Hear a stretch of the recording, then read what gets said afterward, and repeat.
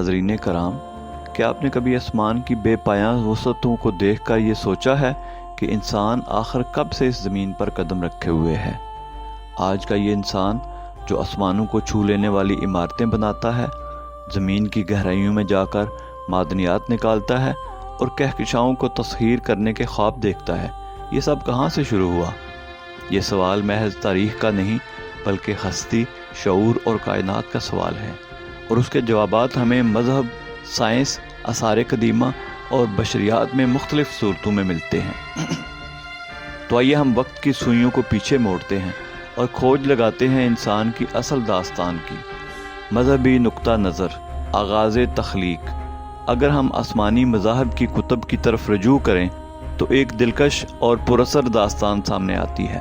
اسلام میں بتایا گیا ہے کہ اللہ تعالیٰ نے حضرت آدم علیہ السلام کو مٹی سے بنایا اور انہیں علم اور شعور سے سرفراز کیا۔ ذرا تصور کیجئے جب فرشتوں کو حکم ہوا کہ آدم کو سجدہ کریں، یہ صرف ایک انسان کی عزت نہیں تھی بلکہ عقل و شعور کی عظمت کا اعلان تھا۔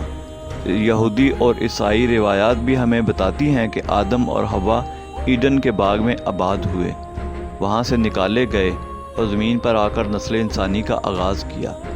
مذہب ہمیں یہ سکھاتا ہے کہ انسان محض مٹی کا پتلا نہیں بلکہ ایک روحانی سفر کا مسافر ہے۔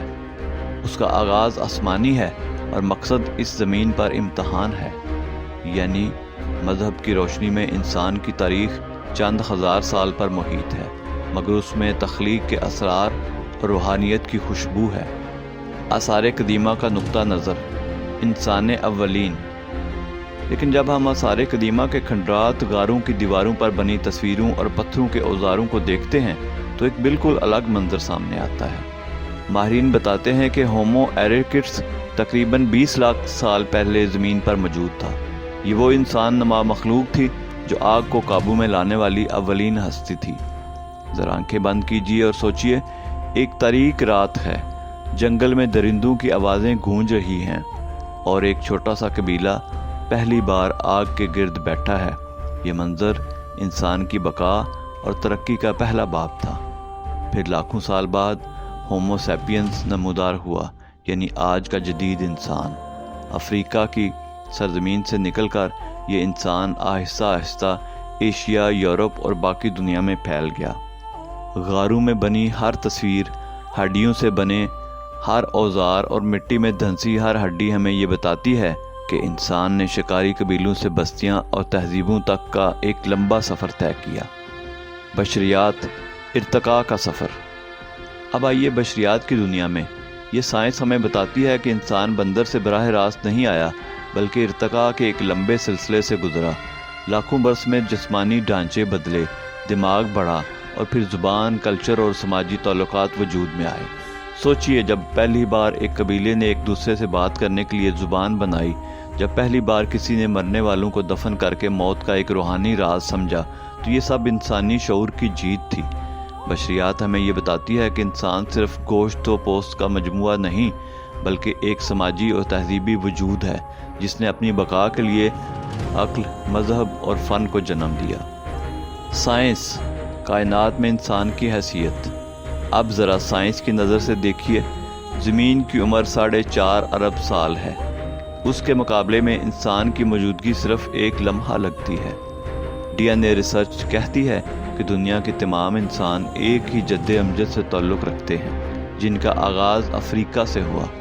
سوچئے، آج ہم جتنی بھی مختلف نسلوں، زبانوں اور رنگوں میں تقسیم ہوں، مگر حقیقت میں ہم سب ایک ہی بڑے خاندان کے رکن ہیں۔ فلکیات کے ماہرین مزید آگے جا کر کہتے ہیں، کائنات کے وسیع صحرا میں انسان ابھی ایک نوارد ہے، ایک مسافر ہے جو صرف اپنی ابتدا کو سمجھنے کی کوشش کر رہا ہے۔